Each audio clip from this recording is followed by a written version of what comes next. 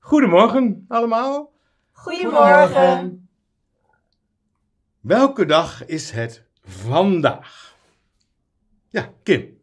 Woensdag. Heel goed. En Nina, welke dag was het gisteren?